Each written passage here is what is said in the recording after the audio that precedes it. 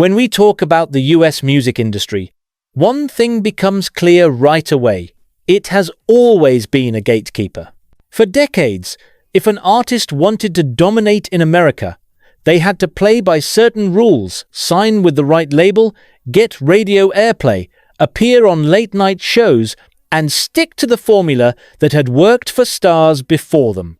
It was a machine designed to keep control in the hands of executives, producers, and distribution channels rather than the artists themselves. But what happens when someone figures out how to bypass that entire system? That's where Jungkook enters the story. Instead of relying on the traditional ladder that US pop stars had to climb, Jungkook built his influence from an entirely different foundation. His path wasn't about chasing radio spins or begging for record label validation. He didn't have to compromise his sound to fit the mold of what program directors thought would sell.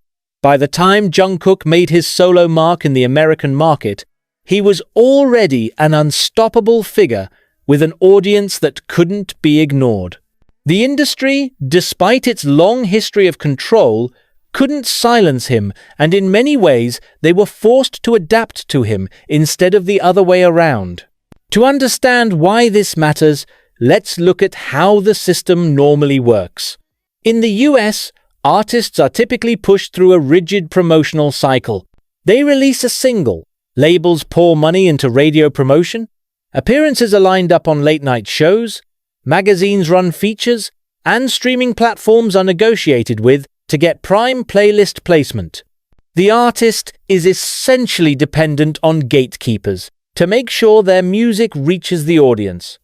But Jungkook didn't enter that game as a powerless newcomer.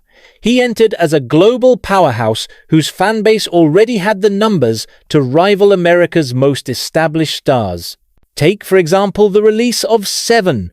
Within hours, it wasn't just topping charts in the US, it was topping them everywhere. That wasn't because a radio station in Los Angeles decided to put it on heavy rotation. It wasn't because a magazine feature introduced him to readers. It was because millions of fans around the world, already invested in his music and his story, streamed the song relentlessly. By the time American radio programmers even considered him, the data was impossible to ignore. He wasn't asking for permission to be a star in the US. He was already there.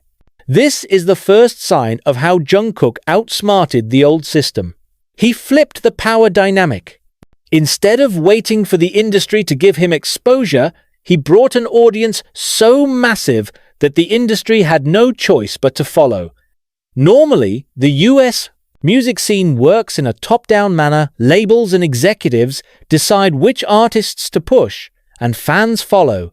But in Jungkook's case, it was the reverse. Fans decided first, and the industry scrambled to catch up. That's a direct challenge to how the American machine has operated for decades. What makes this even more significant is that the US industry did, at times, show signs of resistance. There were subtle ways of slowing him down. Delays in playlisting, limited radio push compared to American acts, and less aggressive promotion in mainstream press. But none of it mattered. Even with these obstacles, the numbers were too overwhelming to ignore. Streaming platforms had to showcase him because the data demanded it. Billboard had to recognize his dominance because sales and streams proved it. Radio eventually had to play him because audience demand was undeniable. The system couldn't contain him. The demand broke through every barrier. Let's compare this with how American stars usually break out. Take artists like Olivia Rodrigo or The Weeknd. Their rise was carefully managed through traditional pipelines, labels building anticipation, strong playlisting support, heavy media coverage, and coordinated radio campaigns. Of course, they're extremely talented, but the machinery around them was built to maximize their reach. Jungkook, on the other hand, didn't have the same kind of systemic support in the US. His success looked almost inverted. Instead of industry, First, fan first drove the results. What makes this shift so powerful is that it revealed something uncomfortable for the American music industry. Control was slipping. If an artist like Jungkook could dominate without leaning on their traditional structures, what did that say about the future of their gatekeeping? If one global star could bypass them, then others could follow. That reality is part of why the industry may have initially resisted him. Protecting the old system meant resisting change. But Jungkook wasn't just a lucky exception. His success was built on years of groundwork that turned into a global infrastructure of fandom, content, and trust. Social media played a key role here. Platforms like TikTok, Twitter, and YouTube allowed him to directly connect with fans, release content without delay, and create global anticipation without needing industry approval. This made him bulletproof against the usual American strategies of control. No late-night show appearance? Doesn't matter. His YouTube uploads could rack up tens of millions of views overnight. No guaranteed radio play? Not an issue when fans worldwide were organizing streaming projects that kept his songs at the top of charts. This independence shook the American system. For decades, they held the blueprint for how global stars were made.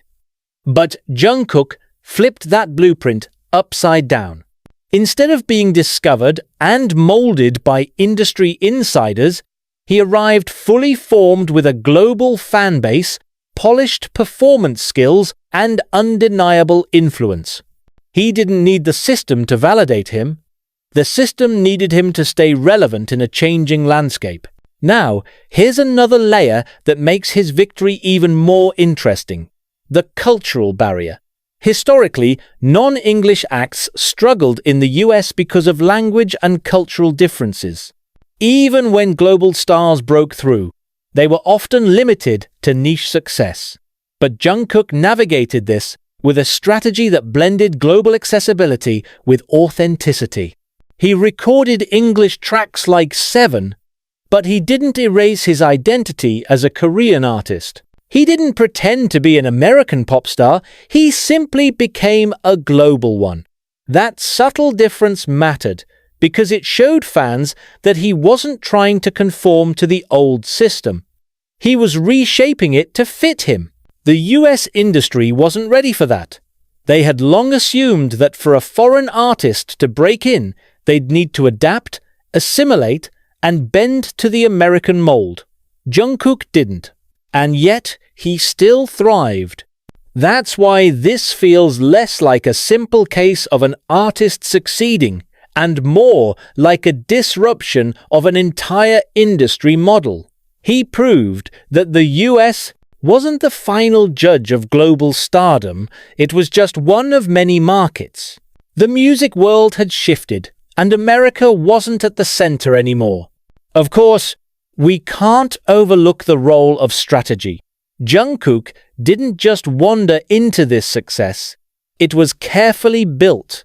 HYBE, his label, understood the changing dynamics of global music consumption. They invested heavily in platforms, fan engagement, and direct-to-consumer strategies that bypassed traditional media. This was an intentional play to weaken the old gatekeepers and put power back in the hands of fans and artists. But it only worked because Jungkook had the talent, charisma, and consistency to deliver on that foundation. Without him, the strategy wouldn't have mattered. By the time the US industry realized what was happening, it was too late. Jungkook wasn't asking to be let in through the front door. He had already taken the global stage, and American audiences were part of it, whether the system liked it or not. His dominance on streaming charts, his ability to sell out arenas, and his presence across social media platforms made him impossible to sideline. The old tricks of slowing down international artists simply didn't work anymore. The most striking part of this victory is how it reflects a bigger truth. Power in the music industry is shifting. For decades, US labels and executives could make or break careers. But with artists like Jungkook, the balance has tilted toward global audiences, fan-driven promotion, and digital platforms that democratize success. The system tried to stop him because it was built to stop anyone who didn't play by its rules. But the system lost because its rules no longer mattered. In the end, Jungkook didn't just win against industry resistance, he revealed that the entire game had changed.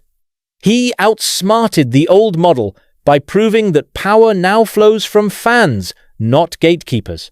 The US industry may have tried to stop him, but what they failed to realize was that they were no longer in control. Jungkook's victory wasn't just personal, it was symbolic of a new era where artists don't need the American machine to define their success. And that's why his rise feels like more than just another global hit story. It's a sign that the old walls are crumbling. The industry can resist, but the numbers, the fans, and the global reach can't be stopped. Jungkook didn't just win, he changed the way winning is even measured. If you look at the history of American pop, one thing stands out. Stars are built by marketing campaigns. Record labels pour millions into promoting a single, running ads, pushing radio, and booking prime-time television slots. Fans usually come later, once the machine has done its job. But with Jungkook, the formula worked in reverse. His fans weren't the product of a label campaign, they were the campaign. They weren't passive consumers. They were the engine that powered his dominance. And that changed everything. This is why the US industry struggled to deal with him. Their usual tools, control over media, radio, and promotional opportunities, don't mean much when an artist has an audience that operates like a self-sustaining force. Jungkook's fans didn't just stream his music casually, they treated it like a mission. They didn't just show up for concerts, they turned ticket buying into an Olympic-level sport. They didn't just trend hashtags, they turned Twitter, TikTok, and Instagram into megaphones so loud that traditional media couldn't keep up. Think about what this means in practice.